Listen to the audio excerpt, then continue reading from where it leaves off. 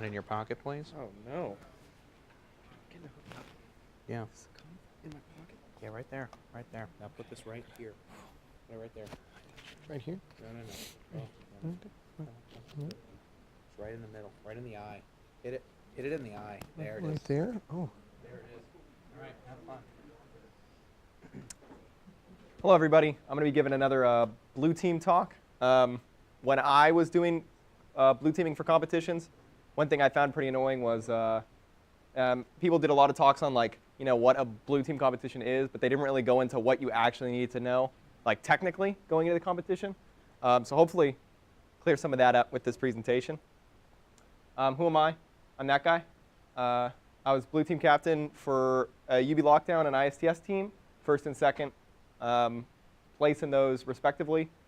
I'm on the RITSEC red team. I interned at Expel and now the junior competition architect. So what is the blue team? At this point, you should be pretty familiar with this, but the blue team is you're defending the network, so you're going to have a network to defend. That's you. So you are the blue team, and you'll be competing against other blue teams during the competition. This is the red team. They're the attackers on the network. And the whole kind of point of how it's structured is that the red team is generally technically better than you in the things that you're trying to defend. And they like to destroy your fun. So how does a RVB competition work? So it's not like a CTF. You have 10 to 15 boxes on a network to defend. Red team attacks your boxes, and you have to keep services up. And you have business injects to turn on. So you're going to be primarily scored based on the services you keep up and the injects, which are like changing passwords or writing a report. Yeah, so scoring generally during these competitions ends up being close to 50-50 for uptime and injects. Some will weight more towards uptime. Sometimes they add a third thing in there, like CTFs or some other stuff. I know ISTS, there's like a dozen things that score. But usually your primary focuses are going to be getting injects in and getting uptime, keeping services up. So we're going to start with operating systems you're probably going to see during a competition. So here's some network topologies from the competitions we did. So you see a couple things in common here. You're probably going to get a couple Windows Server boxes of various years. You're definitely going to get a couple, ISTS, we got a CentOS box. I think at some point we had an Ubuntu box. So yeah, we got an Ubuntu box up there. So you're probably going to get, you're definitely going to get a couple Linux servers, a couple Windows servers, and then client variants of each. Generally, CentOS and Ubuntu are the most common Linux boxes. So what do you need to know for Linux? Bash is the big one. If you know Bash really well, you're way ahead of your competition. I mean, we've gone to there was a team at UB Lockdown who couldn't SSH into a box, and so just knowing Bash really well puts you ahead. If you're the Linux guy on your team, know Bash inside and out, all the things you can do with it.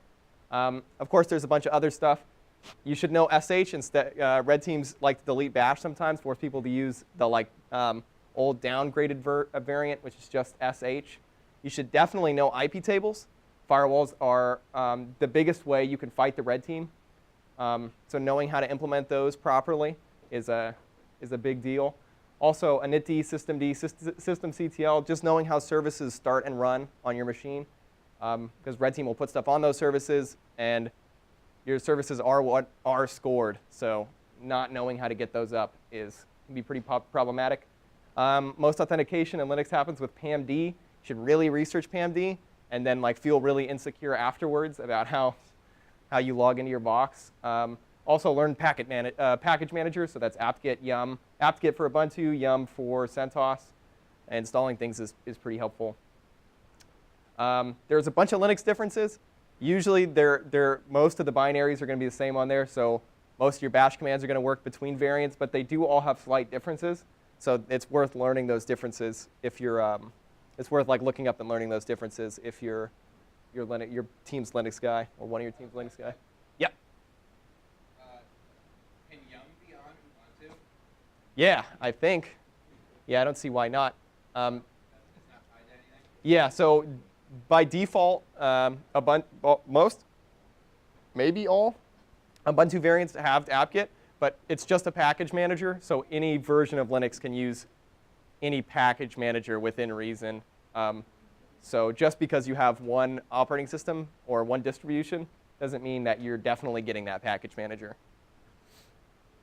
Next is Windows. So Windows, like everything happens through a GUI. You should really take the time to learn Windows like 2K8 and 2K16 GUIs. It changes. The GUI changes between 2K8 and I think 2K12. So learning like how to do Active Directory stuff in those two versions is very important. Also learning the command shell and PowerShell. PowerShell is a big deal on Windows for the attackers and for you as a defender, but it requires figuring it out. So I definitely implore you to learn how to do everything you want to do also in PowerShell. Also, in I think 2K16, you can run it headless, which only gives you PowerShell. So if Red Team does that to you, or you get to the competition and find out that you only have PowerShell, knowing those commands is going to save you. BSD. So there's only 3 bullet points, not because I don't think there's not stuff it's not worth learning, but because I don't know them. So BSD is like if you took Linux and then raised the difficulty and then put it back, you get BSD. All the BSD variants have.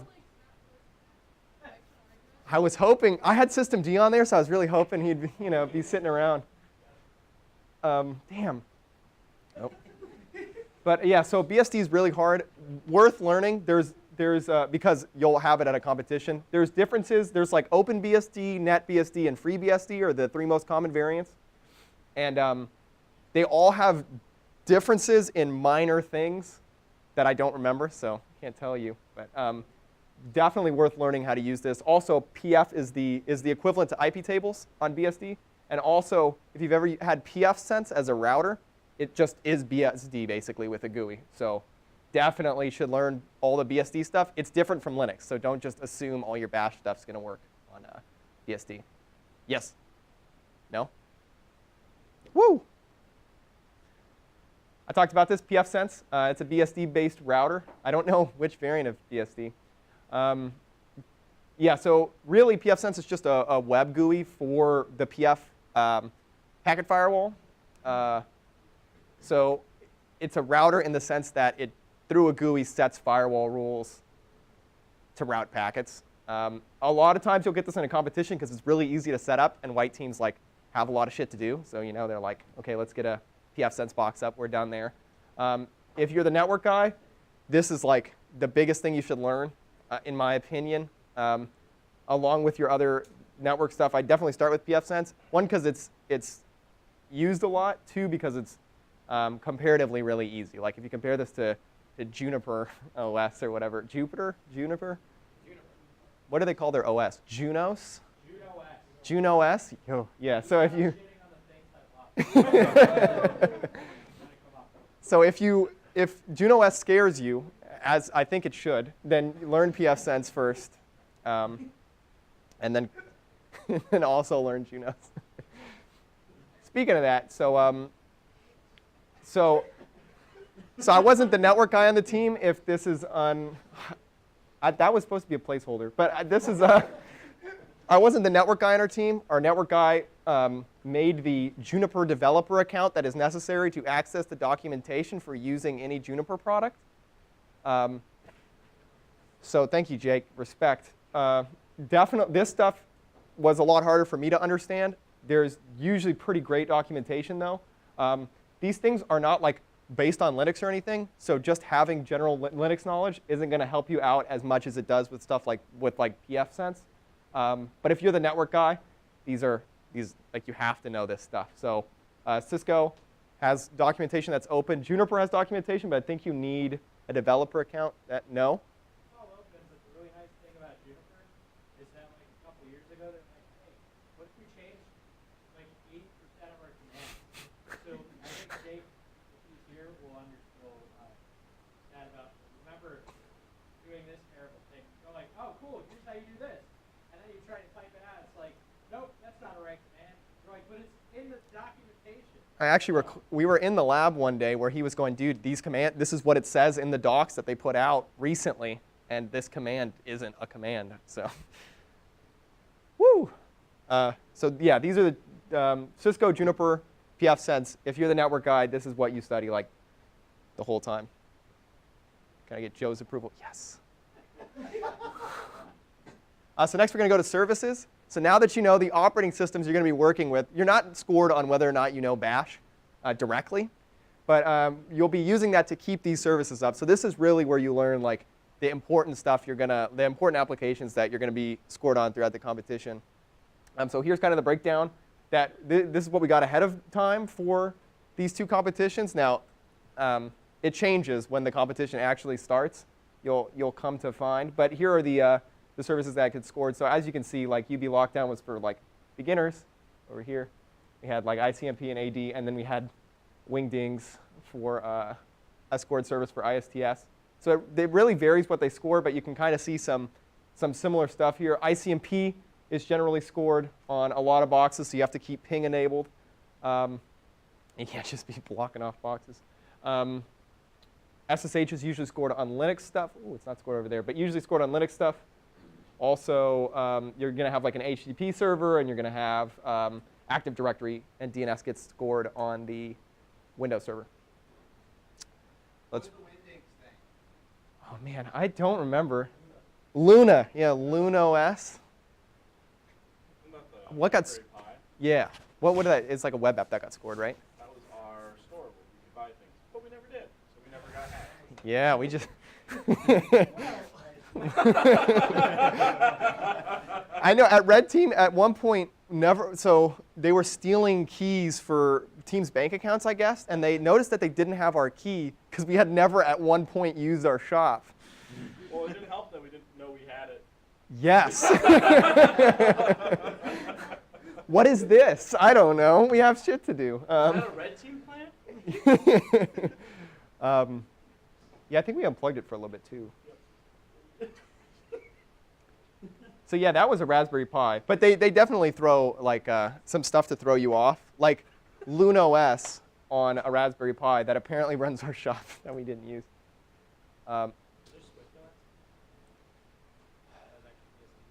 It was actually BSD, yeah. Unfortunate, because we were really excited. We had like the Taylor Swift ones researched, and then I was kind of bummed. So ICMP, ICMP is just a ping. So all the scoring is doing is pinging the box, and if it gets a reply, you get scored. This is also a good test for yourself, because when you inevitably set a bad firewall rule and firewall off your box, you can go, oh, they can't ping my box. What have I done? Usually it's you that causes ping to not work, not Red Team. So yeah, keep your ping up. Next is SSH and remote desktop. This is in a couple competitions the only way you access your boxes in the first place.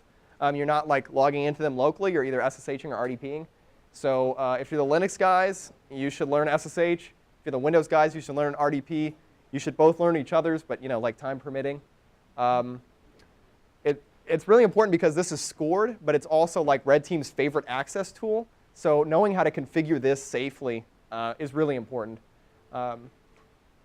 Also, if you decide to backdoor yourself, this is how you do it, which is great strategy. Web HTTP, you're definitely getting a web server. I don't know.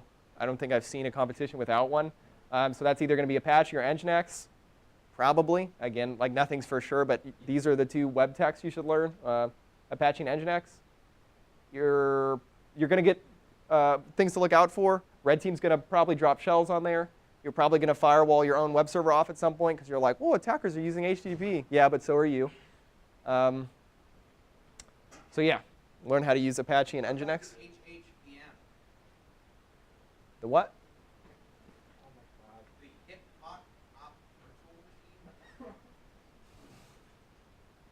So FTP,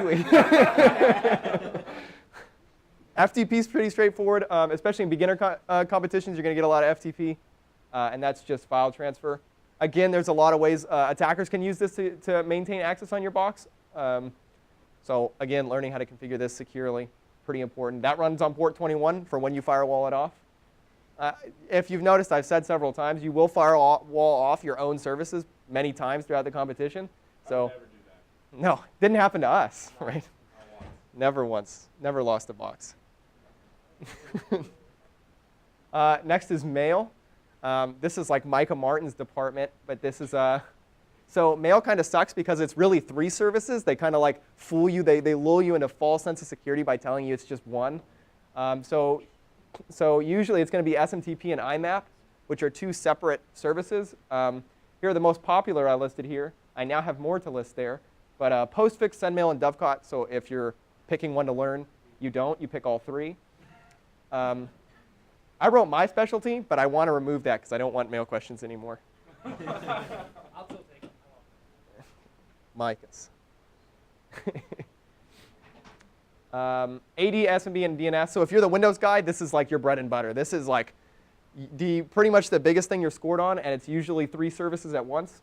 And when one goes down, they tend to all go down.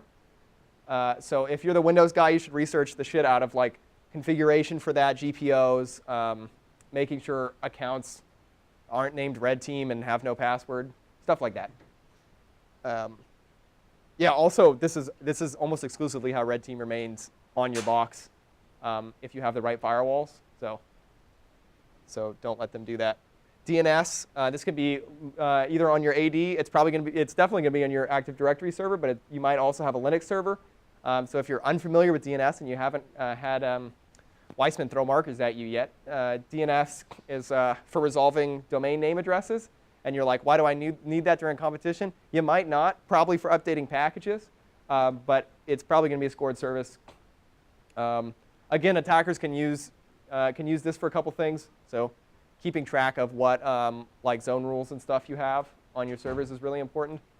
Bind is one of the servers, is one of the services for Linux. Bind 9, is it just bind?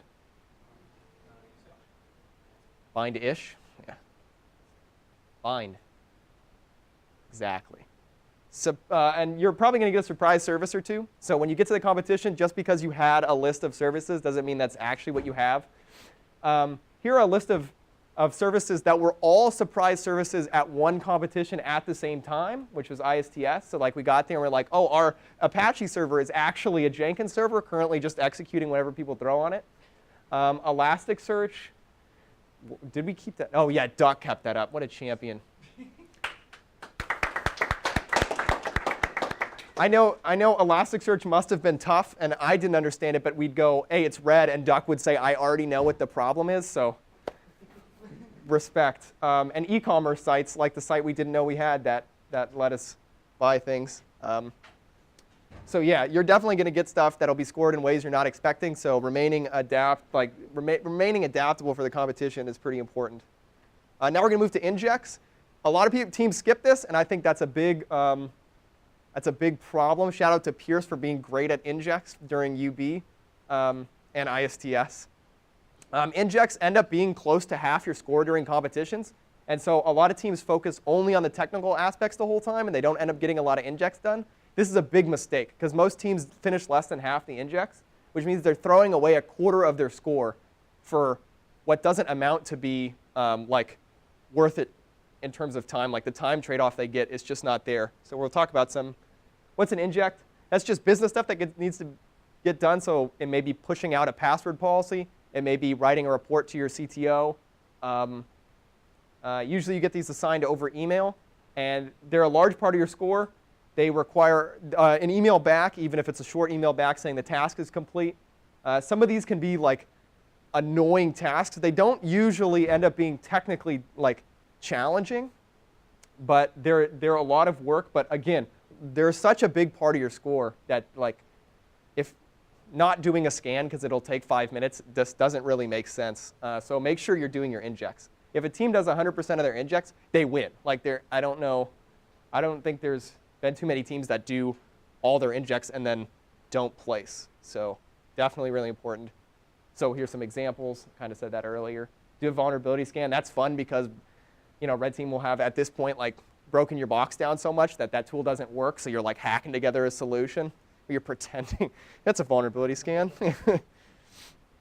IR report, a bunch of competitions at the end. Some competitions at the end have you write like a report on your findings. Like UB Lockdown and RITSEC do this.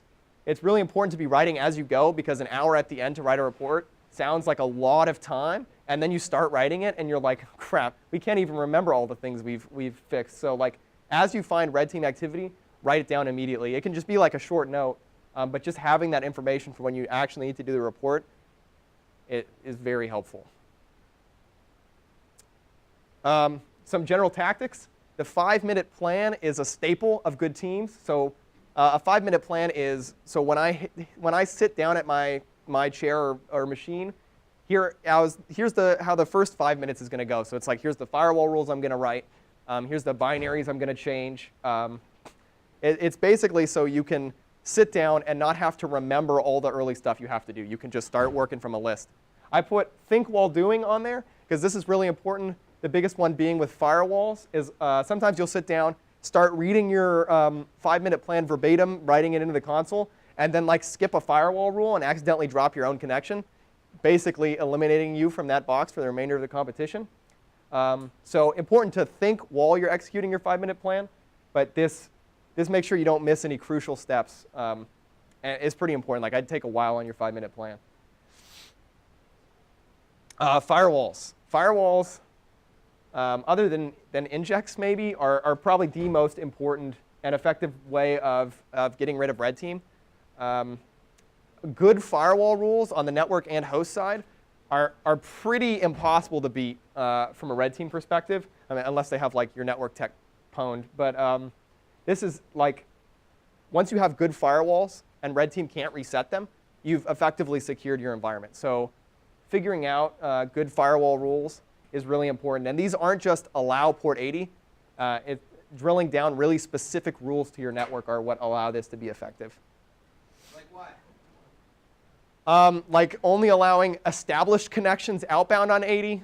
So they should no red team tool should be able to establish a new connection out on 80, for example.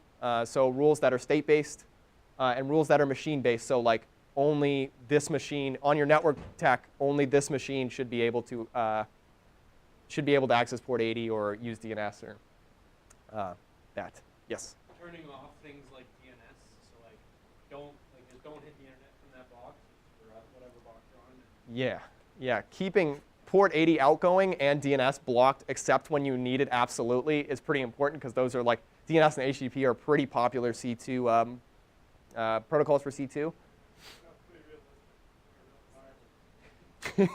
Well, luckily it's a competition, so.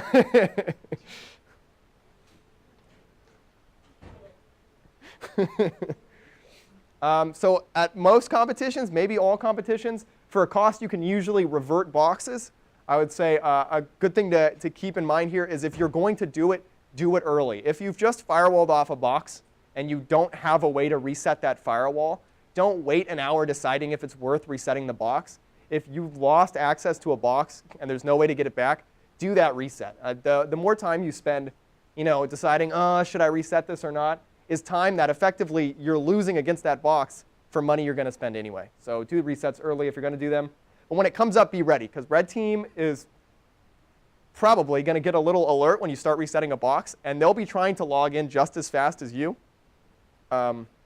So this, as much as you might think that this will remove red team presence, all it really does is open up a new exciting path for red team to get back into your box. Don't revert for stupid reasons. If like a config breaks in one of your services, fix the config, don't reset your box. But if you do end up resetting, be very ready when it comes up.